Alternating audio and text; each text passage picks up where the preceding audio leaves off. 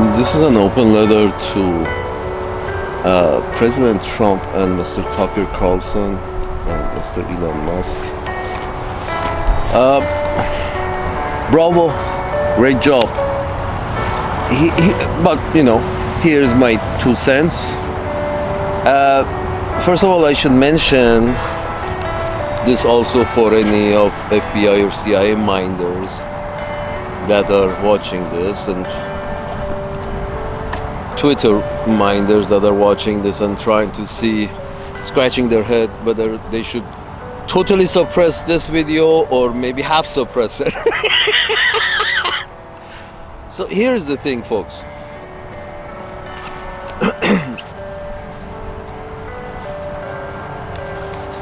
I don't make any much comments about domestic matters because it's your domestic matters, and what do I know? The only comments I have ever made with regards to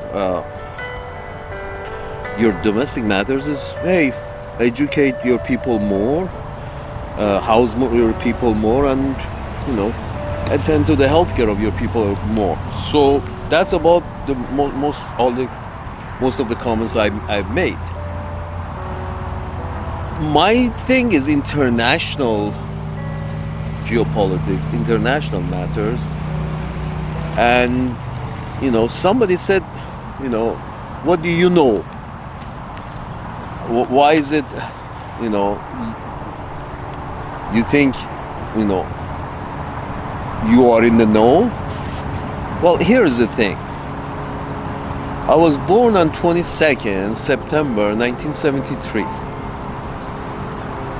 And on 22nd September 1980, Iraq attacked Iran. So the idea is that how it started, I guess it started when on my 7th birthday, there were a few family members around, and it was my 7th birthday, and it's sort of like, at least one day a year, you come out of the shadows. And on that day, Iraq decided to, we were having a okay time, and somebody got a phone call. We got a phone call, landline, and then turn on the news and turn on the TV and find out that, Iraq has attacked Iran, and air raids going off. Although they weren't expecting any air raids happening on the first night of when attack planes were not plenty. It would take some time before any air attacks would point at the capital. So, but still, the whole idea of on your birthday, and after that was basically, we had a lot of shortages. There was a lot of fear, and there was a lot of mayhem. I mean, these places are barely holding together as half shitholes, and once your arms reaches the neighborhood, these places are, bound to attack each other. So, ordered to attack each other. So, here's the thing.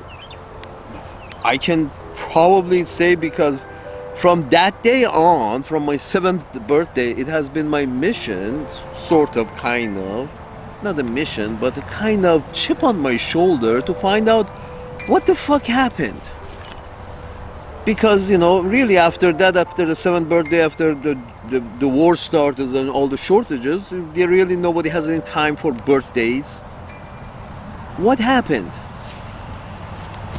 What happened has become a chip on my shoulder to try to read listen, read a little more, listen a little more. I remember as soon as I was able to afford, my allowance would allow me to afford a Times magazine or a Newsweek magazine. I was buying them and reading them, if not every week, at least every month. If I couldn't afford at least every week, I could afford every month, and I was reading the world from the Western perspective, being stuck in the Eastern perspective, reading about the world view from the Western perspective, whatever bullshit Times and Newsweek used to print at that time. And seeing the reality on the ground, and then hearing how these Westerners are interpreting our reality. Well, you got a chip on your shoulder with regards to what happened, why why I got screwed. It's not the kind of day that everybody wants to remember. Not even the fact that there were shortages. Somehow 22nd of September became a cursed day because it was a day with a bad memory, with a better taste in your mouth. Nobody wants to remember that fucking day. So salute. Nobody wants to remember that day. Fuck you and your birthday. so the government has to step in and memorialize that day as a sort of like the day our defense started. But you're stuck with a bitter taste in your mouth on your own fucking birthday. So here is the thing. That's why I guess my early sparks of my interest in geopolitics. It's because when your ass is on fire, you want to investigate why. So I do make comments because of this. I can see what's going on in the international arena, and I think I can make some comments about it because I had to study it from age 7, and then the revolution before that, and then 79 revolution. There was 79 revolution, 80 on my birthday, attack from a neighbor who was on CIA payroll until very, very, if not a payroll, but a CIA call list, index list. His name was somewhere. It was clear that he was working, taking orders from some Westerners in Iraq, an Eastern country. So that's how he became the big boss, because of a lot of help from these folks on the ground.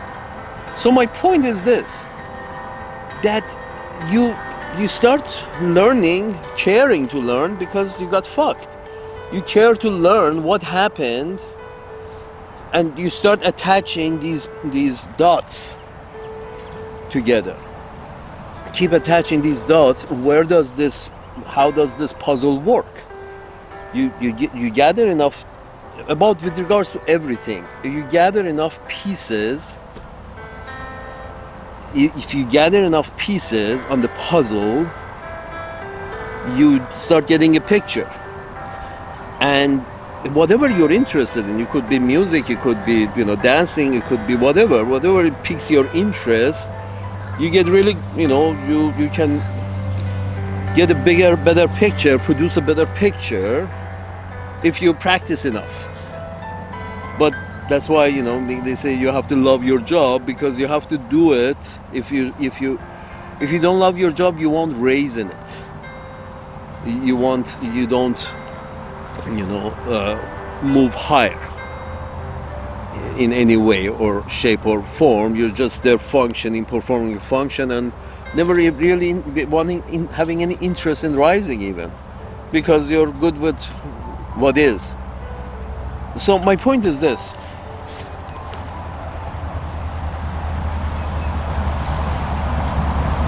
geopolitics had become my interest. And I'm not, I'm not an agent. I'm not getting paid for this. In fact, Wells Fargo, I still say bravo because apparently I cannot criticize anybody. So I start my letters recently with bravos because I've noticed Wells Fargo closed my account because apparently I was not supposed to be criticizing anybody. So I'm not criticizing. I'm just saying, bravo, bravo. However, this matter of Gaza is a matter of international affairs, so I've been following this for a long time.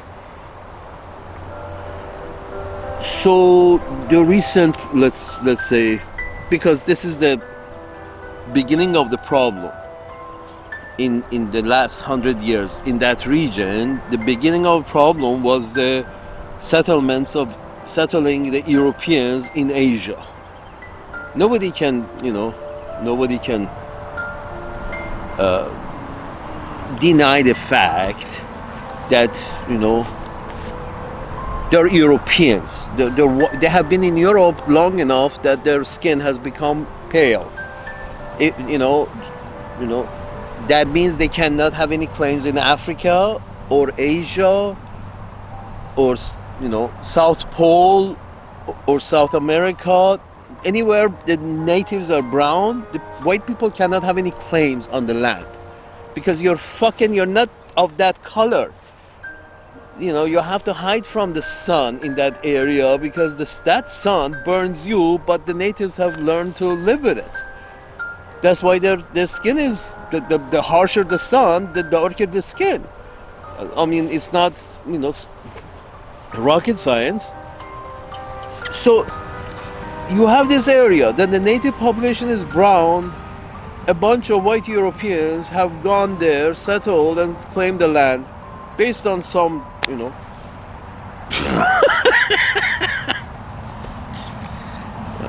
these people are gonna kill me. Based on some mumbo jumbo. Let's be frank, why is it that, everyone else is mumbo jumbo, yours is not? This thing about religion, that everybody else's religion is mumbo jumbo. Yours the only one that makes sense. That's the whole issue with my penis is the best penis. That's the mentality. My religion is the best religion, my penis is the best penis, my race is the best race, this infatuation that you humans have with yourself. My point is this. Folks, Mr. Trump, you need labor to build Gaza? Well, the native population make perfect labor to make Gaza.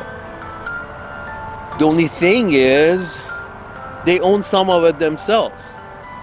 That's the problem that you folks have with this matter. You don't want to use the native population to build the native land because you want them to have, there would be nobody to have any claim on this land. So after you build it, you own it. Uncle Sam is still in the business of real estate. Sir, you are not taking care of the real estate that you have.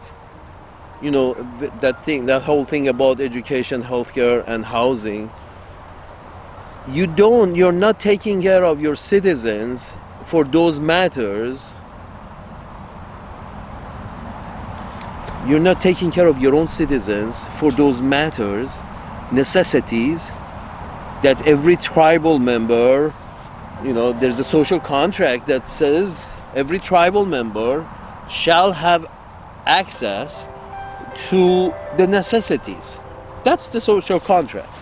Every tribal member has the right to have access to basic necessities. If he builds on that and makes more, good for him, but the basic necessities is what the tribal government is for. It's not cowboys and Indians, it's finished.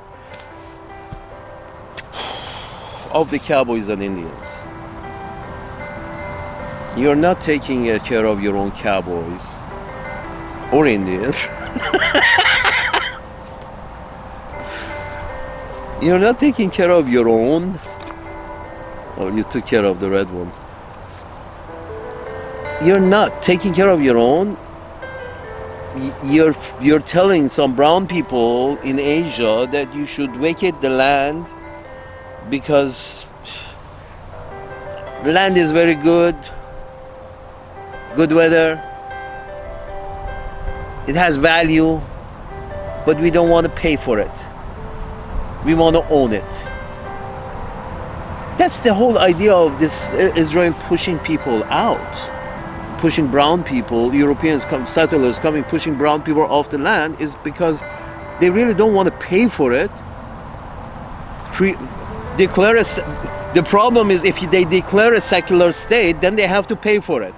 As long as this is a religious state and our mumbo jumbo says this real estate belongs to us, we are good. We don't have to pay for it because our mumbo jumbo says it belongs to us. You get the fuck out of here. And now you have come along and you say that, yeah, it's a good piece of real estate. Now that you people cannot afford to build it, don't worry about it. We resettle you somewhere else in some other half shithole. Because, frankly, you're not going to take them to Beverly Hills, are you? You're going to take them to another shithole, this time maybe in Oklahoma. And the natives better get used to it. With the idea of Somalis in Minneapolis, in Minnesota. Now you have a Somali district. What's the problem?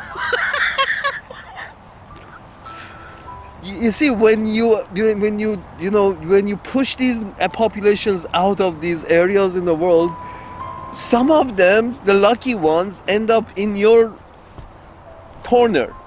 Now, one administration goes and inflames these areas, inflames with war and keeps to the point of pushing people out of those areas, Gaza, and then the next administration says, yeah, no problem, bring the people, put them in Oklahoma or Uganda. and now this real estate is unaffordable for you because you don't have this is what you're telling the Palestinians, you don't have the money to build it. Now this has become a vacant lot and you don't have the money to build it, so either agree to move so we can build it. Here's the thing, Mr. Trump, Mr. Tucker Carlson, Mr. Elon Musk.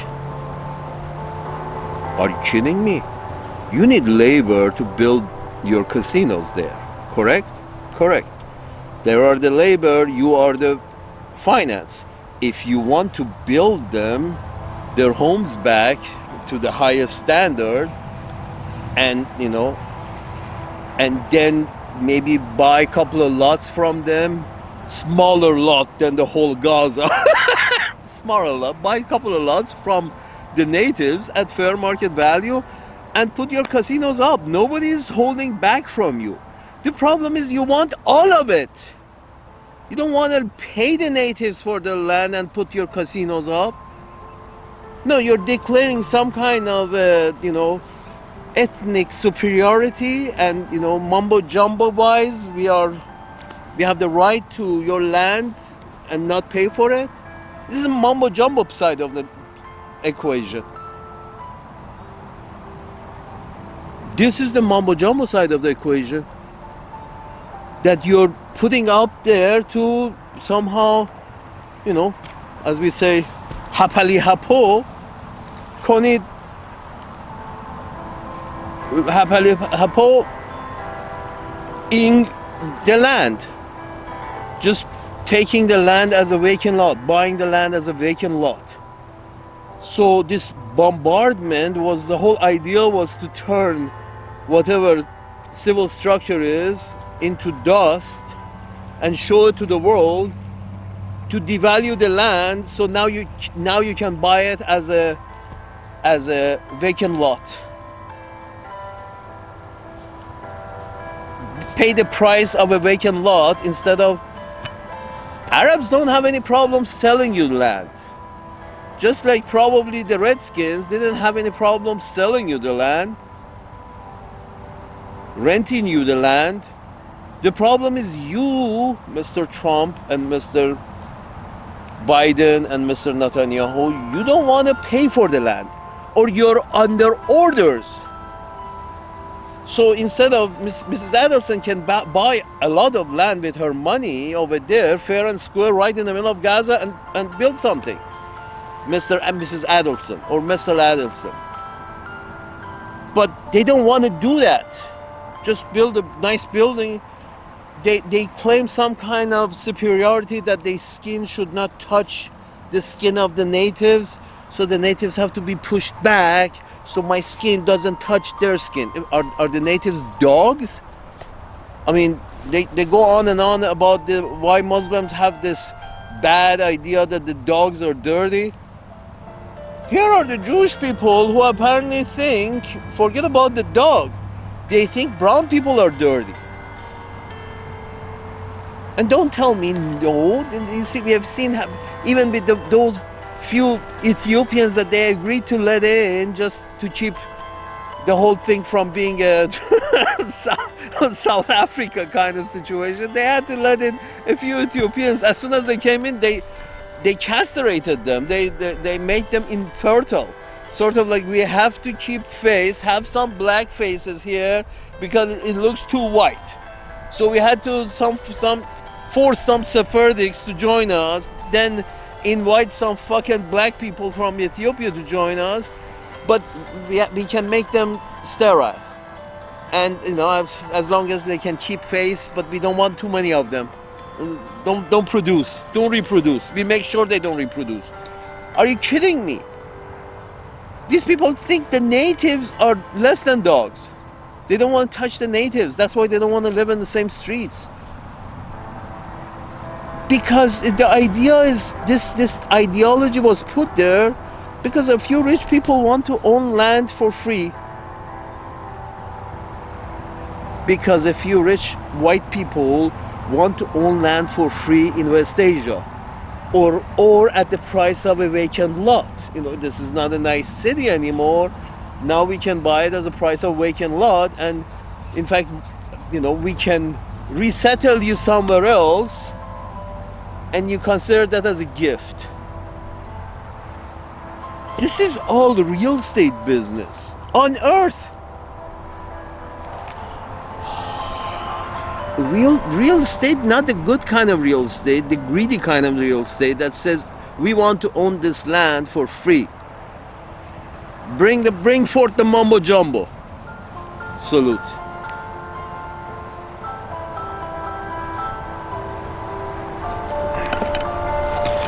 And the Arabs, Mr. Tucker Carlson, that interview that you had with the richest Arab in Arabian Peninsula, the Arab guy, Ben Salman Sultan Tahman. I will put the link to your interview at the bottom of this video. So I'm sorry, I don't mean to mispronounce, but I just don't remember. The gentleman, he was just Google the richest guy in Saudi Arabia, the guy who was the first one in line with Apple and the first one in line in Twitter, and the investment wizard. You can say this is an Arab genius. Okay, Arab genius. But remember, the Arabs haven't recently sent any, mathematical candidates or candidates in physics to the Olympiad, or if they have sent any, none of them have won anything. So this guy is as genius as Arab as you can find, because at least he's done something in business, had a cute sense of business. Okay, you found the genius. The genius doesn't. He still thinks that some kind of a deal can be worked out with Israel as a two-state solution, as if like, okay, take as much land as you got, but draw the line and give them a state. Saudi Arabia has been these geniuses in Saudi Arabia has been trying to manipulate themselves into believing that Israel is there to stop. Israel is not there to stop. Here's the thing. Please, refer to Mrs. Jennifer Burns' interview with Mr.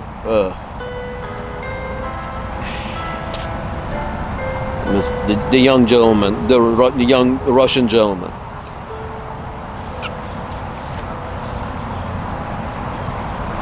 In her interview, she explains that one of the conclusions that they came in the 1800s and 1900s, one of the conclusions they came was that as soon as the frontier in America was done with, there was no more activity taking place in the frontier with regards to North America with the West.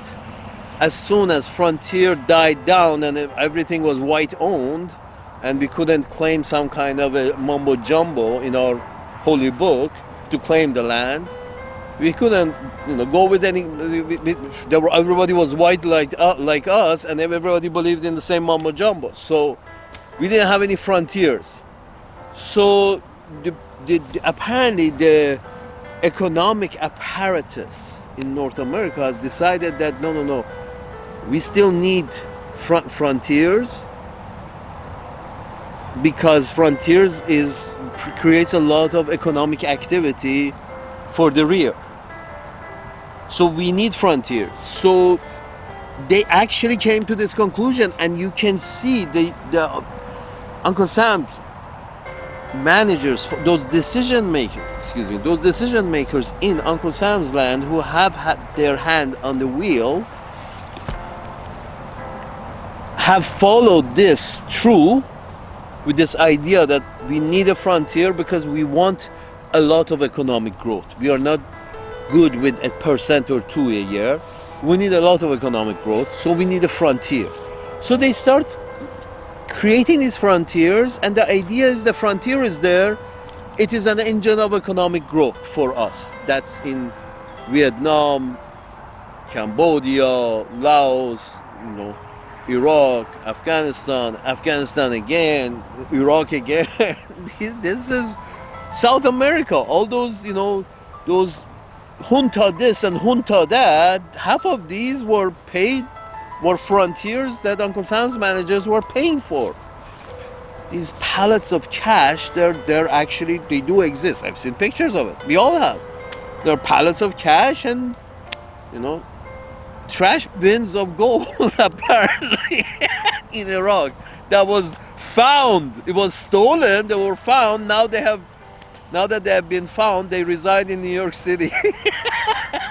It was stolen gold. It belonged to New York City. It was stolen by the Iraqis. They found them. They brought them back to New York. Folks, you're still living in the dark ages.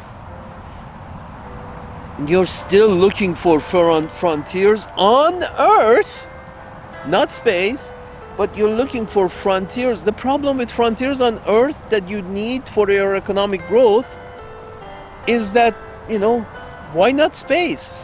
Find a frontier in space and go and expand your business into space. Yeah, it's a little more expensive, but what the fuck? You need frontiers on land for your corporation's growth. So you keep starting wars, bashing the natives down somewhere in Libya, and they're all bad people. They're all bad. Their existence is wrong. They shouldn't be existing on the land that we claim. This is your idea that their existence is wrong. They shouldn't be existing on a piece of land that we claim. Well, you claim a lot, sir. You're white people. Your only claim should be to Europe. The red people, their claim should be, where the red continent was, right? Black people, their claim should be to there. This is what the commoners are fed up with, Mr. Trump. The commoners are fed up, as you claim, fed up with these brown and black people coming here. Okay. The commoners are concerned with that. And your solution for that is, let's go grab some cheap land in Eastern Mediterranean. This is David Nevue, the program director for Whispering Solo Piano Radio. I hope you've been enjoying the music that you're hearing today. If you're a regular listener to our program, if you enjoy the music we provide, please consider supporting our broadcast. The only way that we can continue to provide this service is if listeners like you contribute financially to keep us going. If you'd like to help, visit our website at solopianoradio.com. Check out the details about our premium subscription service, Whispering's Pure Stream. If you subscribe, you'll get access to not only our commercial-free stream, but also to a much larger playlist of songs. Check it out at solopianoradio.com. We really appreciate your support. Thank you.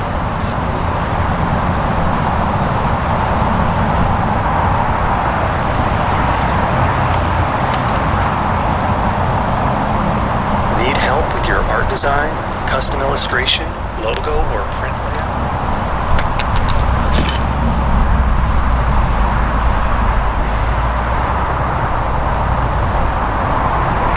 The idea is, sir, that you don't want to, the Israelis have bombed the piece of land in Asia. You're looking for frontiers, and the idea about frontier as an engine of economic growth, the idea is that both the destruction, I just read apparently on just killing one guy from Hezbollah, their leader, Israelis have used 80 tons of explosives. 80 tons.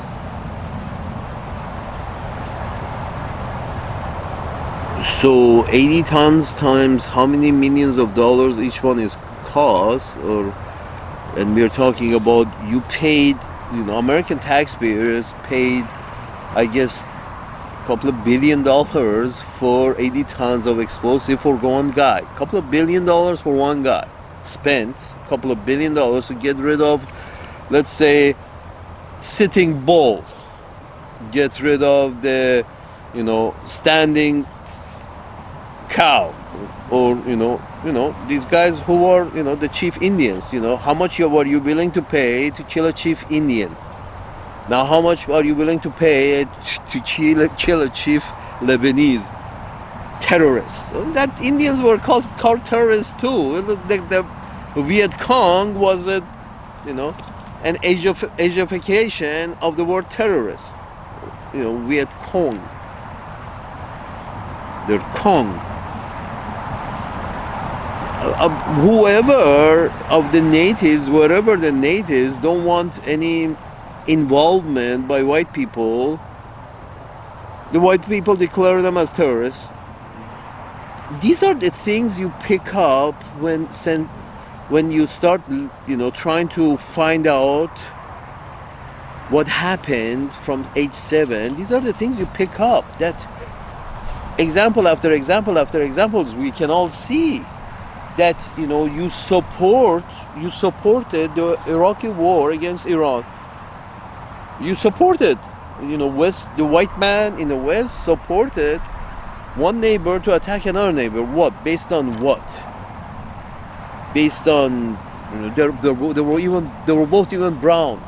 I mean, how stupid was Saddam Hussein, who actually became a CIA agent or worked a CIA asset? Sorry, not agent, asset.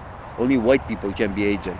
Or those brown people that we use to get to our the bad brown people. We use some good brown people to get to some bad brown people. Those bad brown people are the ones who stand in our way and our territorial claims. Those who stand in the way of our territorial claims are bad guys. Again, should I repeat this? Anybody who stands in our way of territorial claims anywhere in the world is the bad guy. And we have a lot of territorial claims. We, as not even all white people. My postman has no territorial claims, doesn't benefit from any territorial claims that Exxon has in Iraq, or Chevron, or Mr. This and Mr. That, and Star of Merit winner this and Star of Merit winner that. They have some territorial claims in Iraq, therefore they go to war in Iraq because they feel they should be sitting at the table where oil is discussed in Iraq. Maybe not the owners, but we should have a seat at the table where matters of oil are discussed in Iraq. What gives you that right? Beside the bigger dick.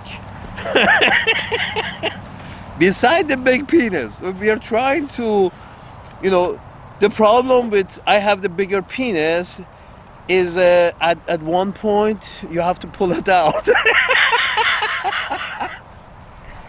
I'm not saying you don't have a big penis, but once you pull it out, the bloodshed that it creates, it's a sort of like you're playing bluff, you're playing poker. You're hoping that the other guy doesn't call you. You're trying to, the whole idea of mutual assured destruction. Uncle Sam's managers keep moving forward with the idea that no, the Russians are not going to go nuclear because, they would be mad. I'm sorry, you're not mad who are pushing the Russians towards a nuclear war, but they're mad if they started? Sort of like, here's how, to my Uncle Sam's managers, this is what you're doing. Imagine a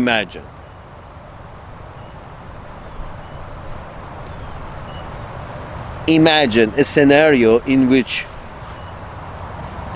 a man is raping a woman, and the only thing the woman has in her hand is a grenade. You are the man trying to rape the woman, the Russians. The Russians are the woman, and you're the man. NATO is the man. You want to go right up to the border of Russia, which Russia frankly thinks that's a dick up their ass because, it's the Black Sea. It's like Gulf of Mexico. To you, Black Sea is to them. So you're basically raping the woman, knowing and seeing that the woman has a grenade in her hand, and at any moment the woman can say, no, fuck this, I'd rather die than live with the bad taste of rape in my mouth. You're betting that she wouldn't do that. This is how you're dealing with the Russians. That's not sane. At one point the Russians are saying, fuck this. They're going to pull the pin. Now what? This is insanity. The Russians will not pull the pin. Well, you don't know the Russians. Should I explain?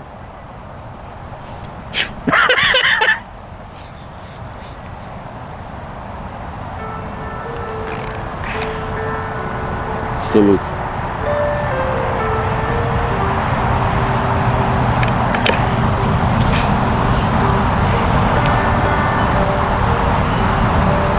Here's the thing, sir, folks. Here's the thing,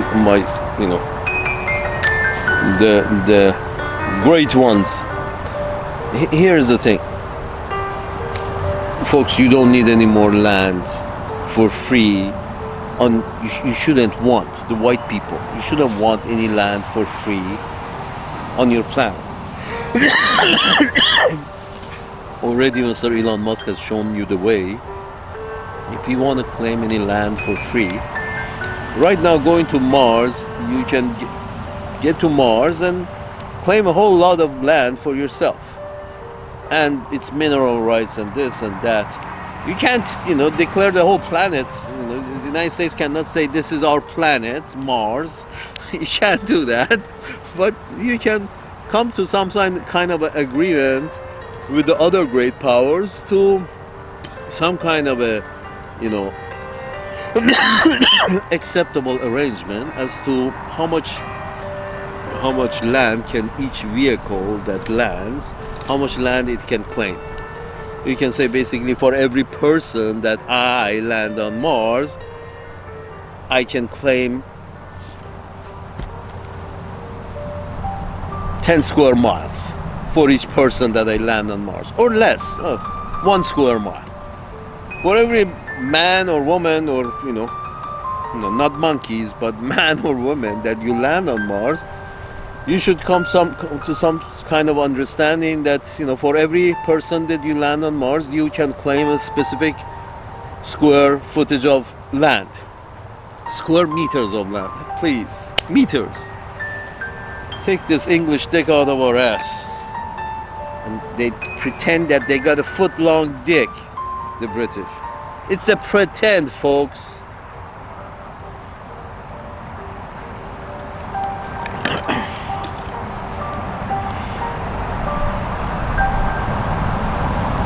So my point is this, sir, that you can have the frontier claim frontier on Mars. You can claim frontier under the same arrangement. You can claim frontier on the moon, and you can use that as an engine of your economic growth. This idea of resorts, you saw a piece of barren land, and you suddenly your real estate mind came to some lights lit up in your real estate mind, and now you're in competition with the Jews in who has the right to claim the land.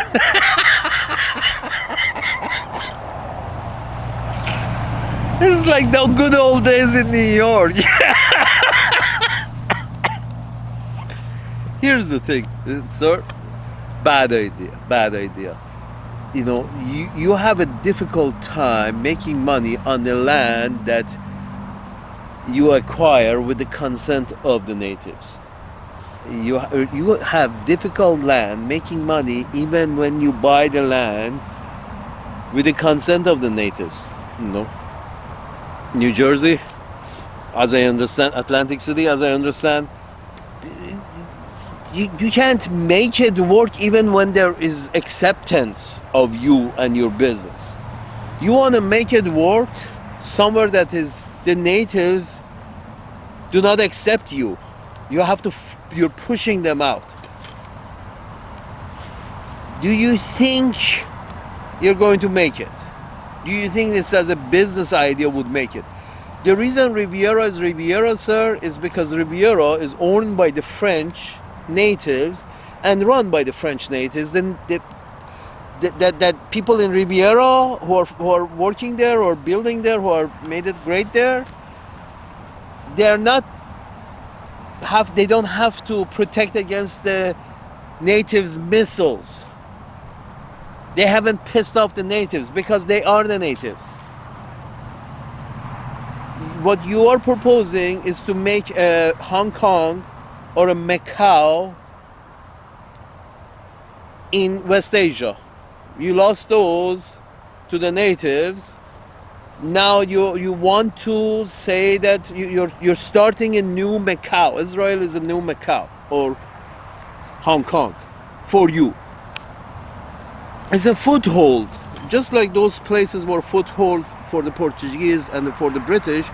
Israel is a foothold for you as an empire. You have a foothold You say it's our greatest ally? Yeah, it's your foothold. Israel is your foothold in Asia. And they're under constant attack from the natives. Why? Because it's a gated community of white people on stolen land from the natives. Do you think these people are ever not going to be under attack? Unless you go you go like what you did to the Redskins. Unless you do that to the natives, you kill all of them. And have a few reservations. Why are you killing all of them? Why are you decimating all of them? Iraq and Afghanistan and Syria, and you're decimating all of them. You're decimating all of them because you want some free real estate in the corner over here. We want some free real estate in Eastern Mediterranean, so we're going to kneecap all these folks in the neighborhood, kneecap them, and sometimes kneecapping them is we call it to protect Israel. We're going to kneecap the Iraqis and the Syrians and the Iranians and even Pakistan. And we're going to kneecap everybody, have them all dragging themselves along, not allowing them to have real power like nuclear energy, because it's forbidden. When once you have power, electricity, force generation that you can depend on, then you can really become industrial. These people, these countries have not been allowed to be really industrial because you don't want that. Then our real estate in Israel is going to be in danger of these if these guys ever get big industrially. You are kneecapping a whole fucking section of the planet Earth because you have you want to have some free claim on some small piece of land in Eastern Mediterranean. Fuck. Salute.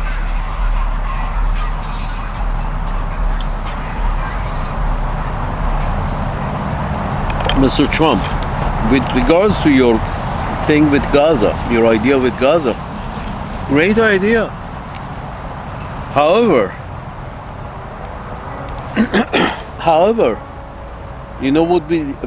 what would be an improvement to your already great idea, Mr. Trump, and a little improved addition to your great idea, sir, is to use Gazans to build Gaza.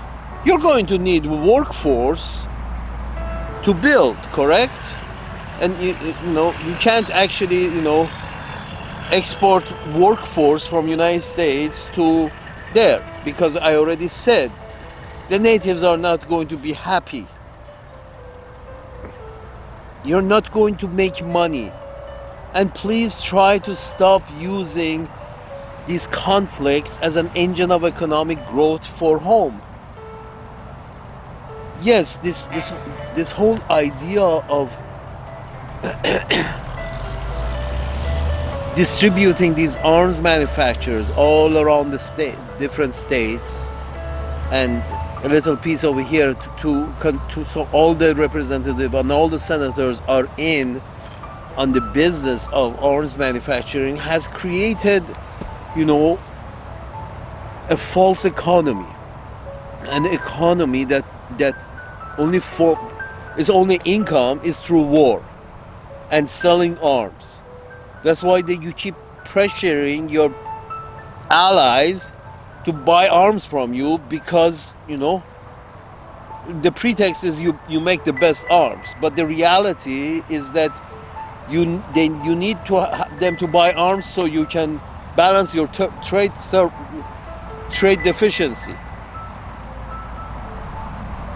To balance your trade deficiency, the only thing you have to sell them is oil and arms. That's not a healthy economy.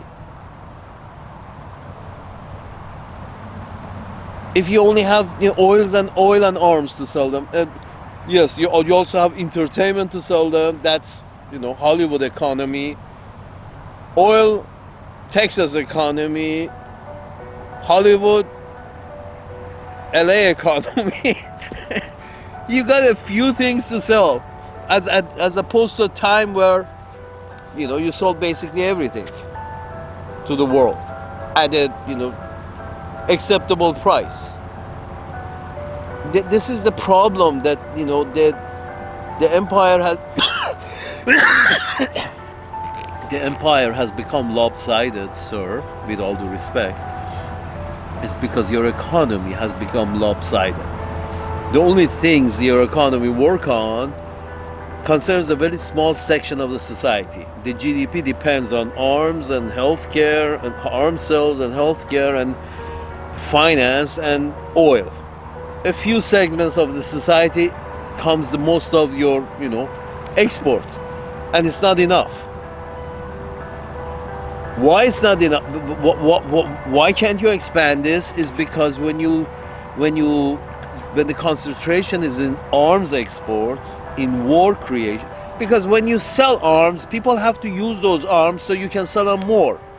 If the country is armed to here, they might, not want to buy.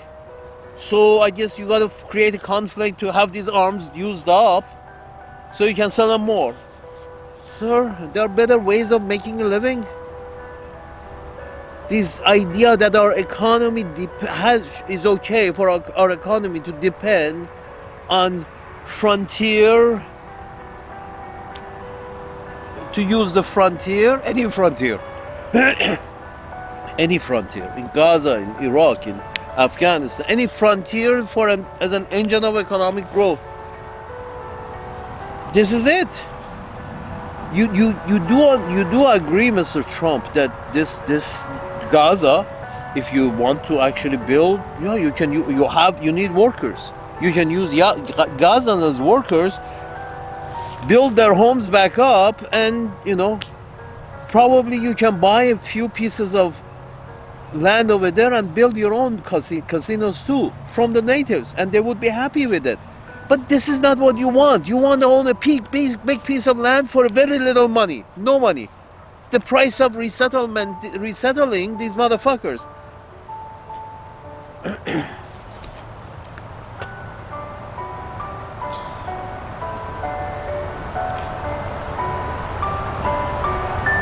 There is a law in your own land that basically gives the government the right of eminent domain, the right of demolishing or passing through any piece of land that they feel necessary in order to improve.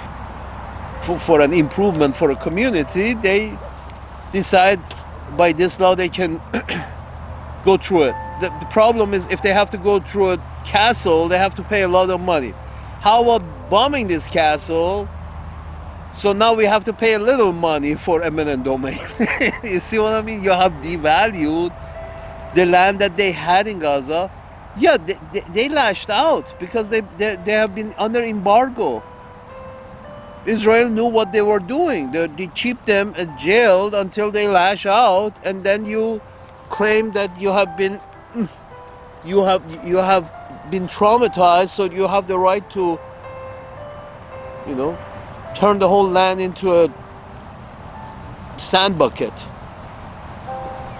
because we have been traumatized. You killed 1,400 of us, so we have been traumatized, so we have the right to kill 140,000 of you. 1,400 to 140,000, because we are white people. We traumatize very easily. So don't traumatize us. If you traumatize us, we lash out, and suddenly, in exchange for 1,400 of us, we kill 140,000 of you.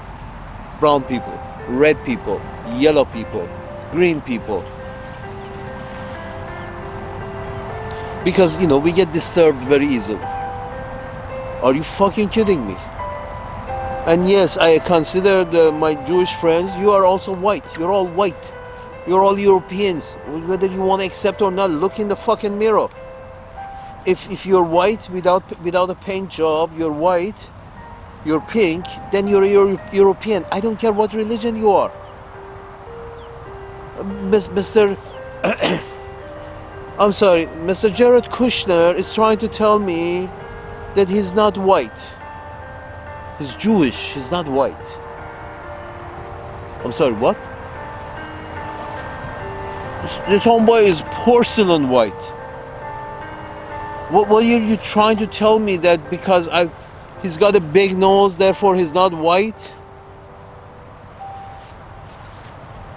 I'm sorry, no, please, we're not that stupid. We non-whites are not that stupid to accept that you keep telling us that, no, the Mormons are not white either.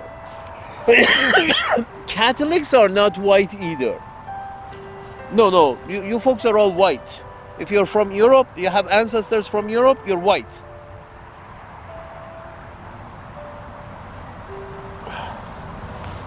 Peter Stu, John Stewart, I think you're both white. End of story. You are. Look at Mr. Jared Kushner. He peels under the sun. He's white. White is a race. Is a race of Europeans are white, pink. They had less sunshine, so they needed less melanin, so they turned pink. I don't care what religion you are. You're white people are in West Asia, trying to buy some piece of land, and every time you want for cheap. You have sent the Jewish people first, and then the Christians are following because the Jewish people are Zionists, and the white other Christians are Christian Zionists. Those are Zionists, those are the Zionists, and these are the Christian Zionists. They're all, these guys are all looking for a good deal in real estate. And what better deal there is than free? And you don't want the natives. Here's the thing, as I said, you can use the natives to build the land and buy some land from them and build your own casinos next to their home. But you don't want that because you want a big piece of land for free. You don't want to, put money to build anybody's home. You don't want to have to buy land from them to put up your casino. You want to own a whole big piece of land for free. So every home that you build is yours, free and clear. Are you kidding me? So this is what you're planning on doing. Salute. Mr. Trump, this is what you're proposing to do. You're thinking. Putting the real estate hat on. Hey, I got this piece of land that the Jews have turned into a vacant lot. I can buy it for cheap. Just the price of relocating these shitheads. Now, I don't want the shitheads to stay. I don't want to give a job to these shitheads to build this land because they all owned a piece of this land previously, and I want the whole of it. So the shitheads have to go. These brown people have to go because they have some claim to the land, and I don't want that. Now I put my thinking cap on. I import some Indians and pay them by the hour on visas, and the moment their visas runs out, I kick them back to their country. So basically I export the brown Arabs and I import the brown Indians, build my land, throw the Indians back, and now I have free and clear casino with no cocksucker having any claim on the land, because now those cocksuckers are living in Uganda.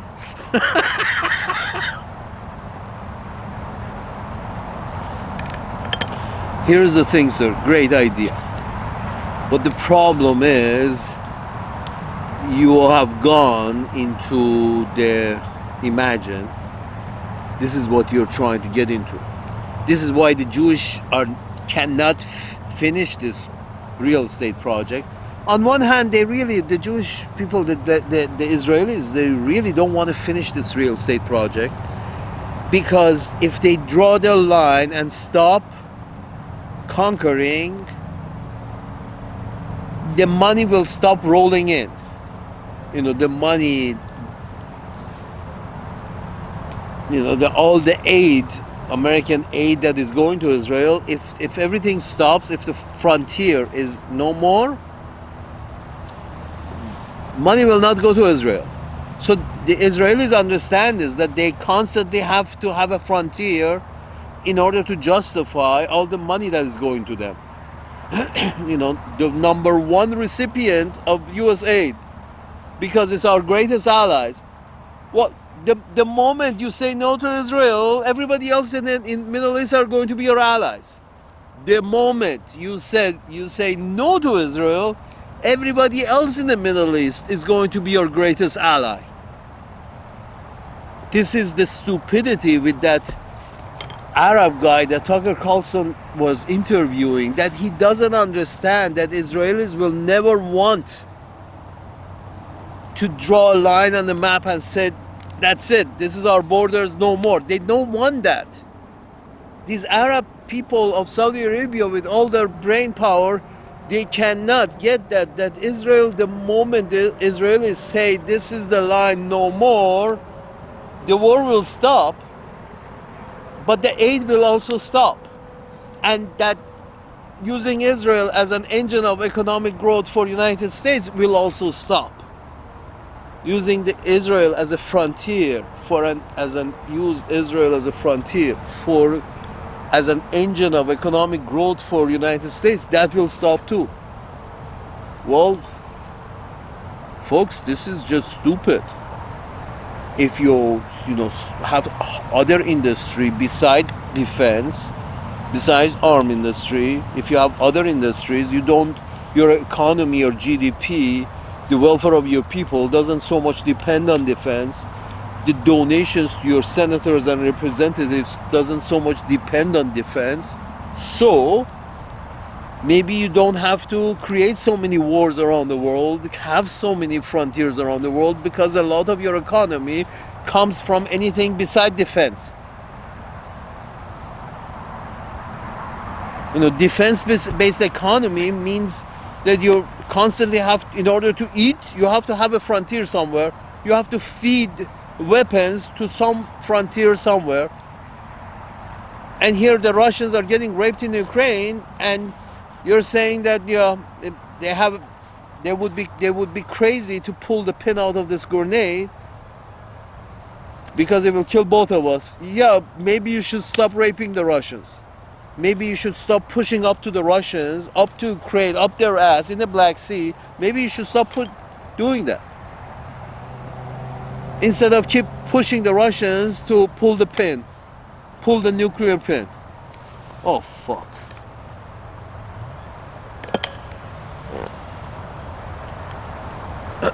Mr. Trump, your assets, with all due respect, sir, my assets are in my pants.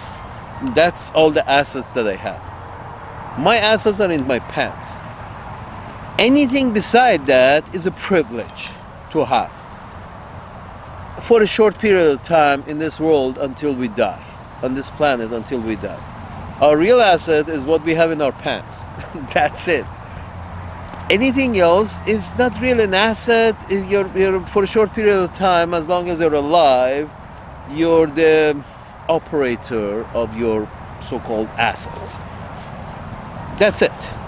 You're an operator. You took it from one hand, and you're going to give it to the other hand. And whether you like it or not, your children are going to receive it, and then they're going to. So we really, our real assets should be very close to home. My assets are in my pants. Everybody else is the same. And those privileges that we have, we shouldn't want to have a privilege to have a military base up Russia's ass in Ukraine. That's a little too much. You ask for too much, sir. You ask for too much. You ask to have an asset right up Russia's ass in Ukraine. Russia says no. Your assets are in your pants, and your assets are your real assets are on the other side of the Atlantic. Why should you have NATO, the British, and Americans should have an asset in Ukraine? What, you want an asset in Moscow too? You want to have some say on how things are run in Moscow too? How much is enough? This is what the Russians are saying. How much is enough? You want to have asset? You want to put your ball in my pants? You want to have one of my balls is your asset. You want to have that? Sir, this is literally going to Ukraine and demanding some kind of asset. BlackRock is paying all these politicians to go to war in Ukraine because BlackRock wants to have some free assets in Ukraine. Here's money for war, go and fight this war, so after the war is done, okay, finish. We paid for this with all the weapons we sold you, so we already paid for this land, so you get off the land too. So Ukrainians are off the land, people from Gaza off the land. This is just madness. This is insanity of thinking that no, our whole mentality is based on real estate for free, as cheap as we can. We destroy the guy's castle, so we have to pay less in eminent domain, and we declare eminent domain because it's called rules-based. In Mr. Pompeo's eminent domain idea is that we set down the rules and we declare who should go.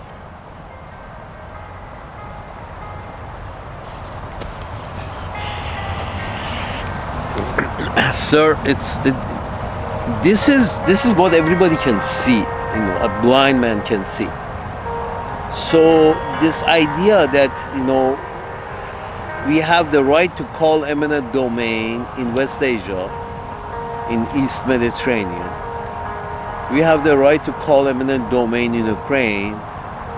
This is NATO land, and we have the right to resources of this land, not the goddamn Ruskies.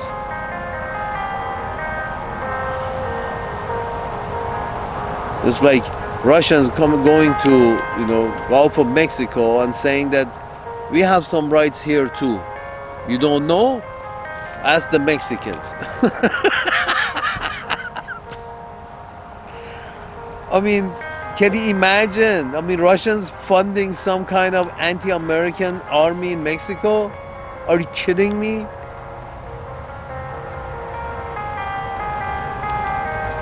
As you are funding the Ukrainians, as you are funding the Israelis? Are you kidding me? I mean, what would you do to a country who would say that we are going to support some freedom fighters in America? Or in Birmingham, we're going to support some freedom fighters in Birmingham. We're going to finance them. Yes, they have the right to be free of the imperialist yoke. The people of Wales, that's a real place. The people of Wales want to be free of the British imperial, of the English imperial yoke. Why is nobody funding that?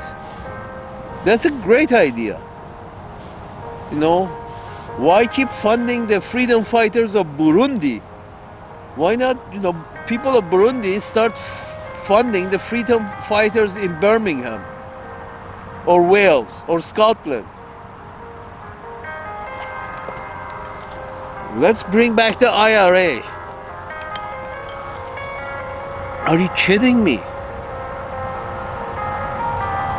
Yeah, we understand that you don't want hanky-panky in your land.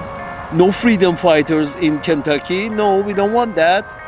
We want unity. Then why are you fighting some crazy freedom fighters in Syria? Are you kidding me? Because you're using Syria as a frontier for your economic growth, which apparently only happens in arms and finance and oil. That's it. Your export is arms, funny money, and oil. The arms are destroying other places on this earth. The funny money ruined the European economy and the world economy in 2007, 8, 9. And you know, Mrs. Marianne Williamson, she says, you know, they're dismantling our democracy. Dear lady, your main exports are oil, a very primitive product that comes out of ground.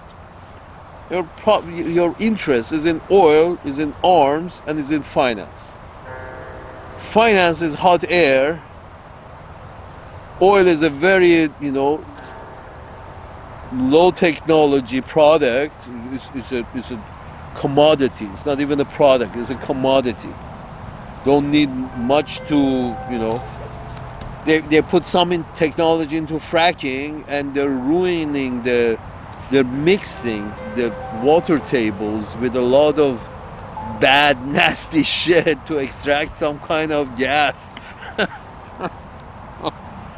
Yeah, fracking is you can tell, sir, this fracking is not a good idea. I know you got a lot of, you know, hydrocarbons to sell, and some of your friends make money on the selling of this booming oil industry from fracking. The problem is, sir, when you pass through, I am not a geologist and I'm not an engineer, but it's a simple idea. You have layers of ground. Some of these layers are water tables, and sometimes doesn't matter. When you drill a hole and you pass through this water table, whether a little above it or a little below it, you find what you're looking for in terms of hydrocarbons. So you inject something into this layer in order to get the hydrocarbons that you want. Okay, there is a big chance that what you're injecting, because it's liquid and mixed with some kind of nasty chemicals in order to do the process of fracking, that those nasty chemicals will push up and find their way into the water table, because you already passed through the water table, or you're very near a water table, probably, when you're drilling. And it's common sense that nasty materials are going to mix with the water table sooner or later. Whether their business is all down, or while their business is going, or as soon as their business starts, sometime these nasty chemicals are going to mix with the water table. And those people have to drink that water and use that water. And they themselves tell us that these chemicals that they use, they're not inert. They're nasty. They say it themselves, but they assure the public that these chemicals will not reach the water table, which is bullshit. Eventually they will mix, because they're both liquid. Under pressure, underground. Liquid, under pressure, underground, eventually, and connected by a drill hole, they will mix.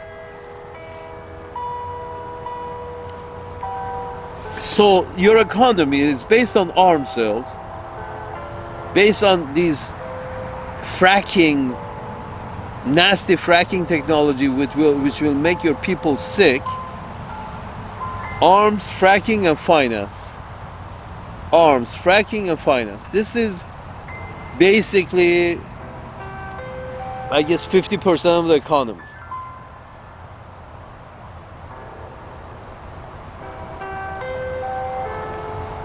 Not a good idea. That's why you constantly need frontiers to have your economic growth. Frontiers to have the finance generate money and have arms industry generate arms, sent to frontiers, arms are used, economic activity is taking place on a grand scale to the sane society.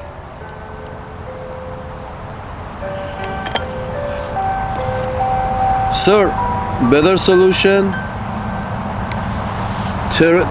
show Israel how it's done in Gaza. Here's in conclusion, Mr. Trump. Thank you for your time. Here's in conclusion, better solution, show Israel how it's done in Gaza.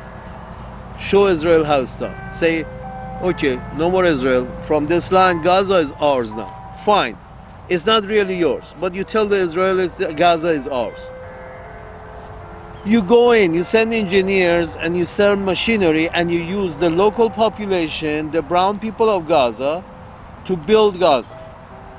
You have no claim on land. You just send machinery and people who know stuff and use the people of Gaza with no arms. Your people shall not carry arms there. Only engineers and heavy equipment and their operators. Use the local population as labor. Build Gaza. Find a few pieces of land that you like. Pay few pieces of land. Enough for casinos and hotels. Pay the native owners fair market value after you build the city. After you build back the city with the native labor. With good relations. You pay market value for your land for your casinos and hotels, and everybody else first pays market value.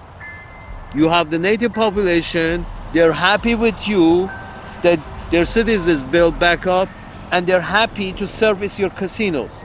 The natives, are happy to provide their labor and service to your casinos because they're happy. And this is, and you force them to have a secular government. And you make sure they have a secular government. This is how a good empire does it. This is how you show Israelis how it's done.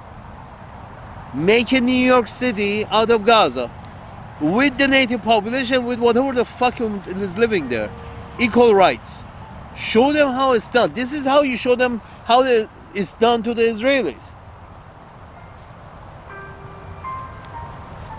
If you want to really get that peace prize, this is the way to do it. Take over Gaza, but not the deed. Send in the equipment and the managers. Use the native population as labor. Build it better than before. Purchase a few pieces of land that you need for your own casinos and your friends' casinos. And force them to have a secular government with as much, loans that they need to build the place. 0% interest. Show Israel how it's done, how they can profit if they have they can accept the secular government and have Arabs run things and own the land, and they be the guests and have their casinos. Show them how it's done. But this will not happen if you kick the people of Arabs, the native Arabs out and bring Indians to build the city. You will not have, let's say, local acceptance. It's like going and taking over forcefully. Imagine that. Why your plan for Gaza will not work, why Israel will never work, is because imagine you go into the middle of Little Haiti in Miami, force a group of homeowners out of their home, build a casino there, and expect the natives to stay silent. Build a casino there and say on it, on the door, that whites only. Imagine building a casino in a little Haiti by forcefully removing the natives some families and building your casino there, and expecting the locals, both from Little Haiti and in general black people in Miami, to go along with it, with your forceful taking of the land and your force and putting up your own business. Sir, it will not work. It will not be profitable. Let's put it this way. It will not be profitable. I think this makes it clear for you that this is an unprofitable endeavor because the natives are hostile. And I'm not talking about Palestine, even if you remove Palestinians. So Jordan is full of Palestinians. Egypt is full of Palestinians. You think these guys are going to not protest? You continuously have to pay the Egyptian and the Syrian, now Syrian, and the Jordanian government to suppress their own people. It's not going to be a money-making business. If you keep having to bribe the natives to keep their native population suppressed, if you have to pay these countries in order to suppress their own people who are protesting your presence, this endeavor is not going to be money-making, sir, because you have too much overhead. Israel is not ever going to be money-making for the United States because it's got too much overhead, both in terms of defense and both in terms of how much bribery has to be done to Jordan, Egypt, Syria, and now Syria, Turkey. These guys have all been bribed to not attack Israel because, they're natives. They don't like their land being stolen. So Israel is always going to, Israel is basically a money pit. Of this we agree, correct? Israel in reality is a money pit. But it's a money pit that a lot of people are making a lot of money from. The money goes to the arms manufacturers and the arms goes to Israel. So this money pit, at the bottom, are the military intelligence industrial complex. So the money ends there. It's not a really pit. At the bottom of the pit there's somebody. When they say a home is a money pit, that means that, the Home Depot is at the bottom of that pit. You spend money on a home, but that hardware store that you buy all that money is sitting at the bottom of the pit, is taking all of the profits from the home. In a money pit, somebody has to throw the money and somebody is catching the money at the bottom of the pit. In case of Israel, US government is throwing the money, tax base is throwing the money, and the Israelis are receiving the money. Thank you very much. Israelis and, some people involved with arms manufacturers and some oil and some finance boys, they are at the bottom of the pit. The banks, basically. And really at the bottom of all the pits, they're the bankers who keep financing these wars, lending the money to keep the frontier going.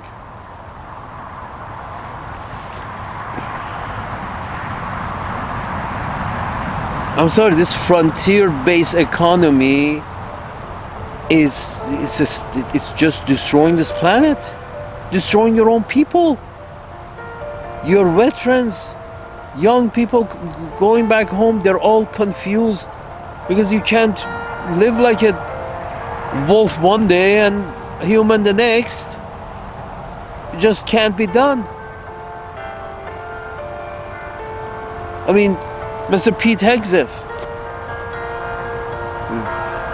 he's drinking. Don't you think it has something to do with the shit that he had to go through in his military career?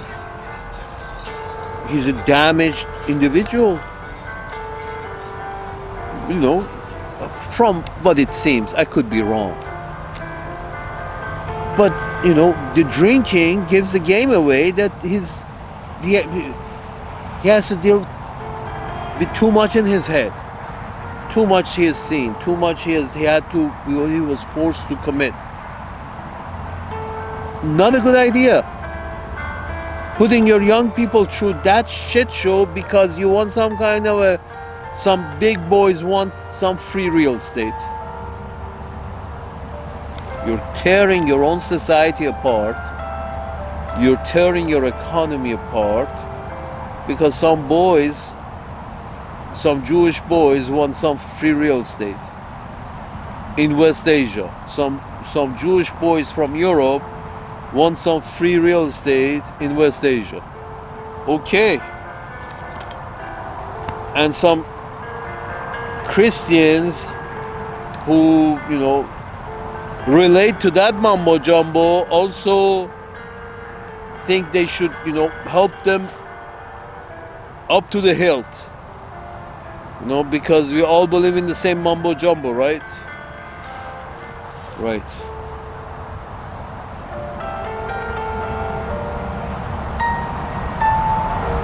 I'm sorry. Only my mumbo jumbo is mumbo jumbo. Your mumbo jumbo is the truth. And I'm not really even talking about the good stuff in the book, but these myths that some people are chosen, some people are not chosen. These myths of spirit of the West, and now this spirit of West has turned into a spirit of the East. You white people. You make it up as you go along. You like free real estate, and you say whatever you have to say. You make it up and you go along from and you got stars of such as Christopher Columbus and Mr. Netanyahu and Mr. Begum and Mrs. Goldenmeyer and Mr. Silvermeyer and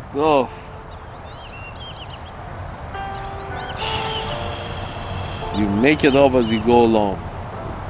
The whole idea is this thirst for real estate. Assets. Thank you for tuning in to Whispering. Frankly, sir, every man's assets is in his pants. Your real assets are in your pants. Everything else is a privilege, and you should stay close to home, to take advantage of the privileges that you have, instead of always seeking new privileges in Palestine, in Ukraine, and these are all, North Pole, South Greenland. These are all new privileges that you want. Are you taking care of the privilege that they already have? That is 350 million of your citizens. Are you taking care of the privilege that you already have? Is anybody worried about the 350 million citizens that you have? Their healthcare, their housing, their food, their education. Is that at all important?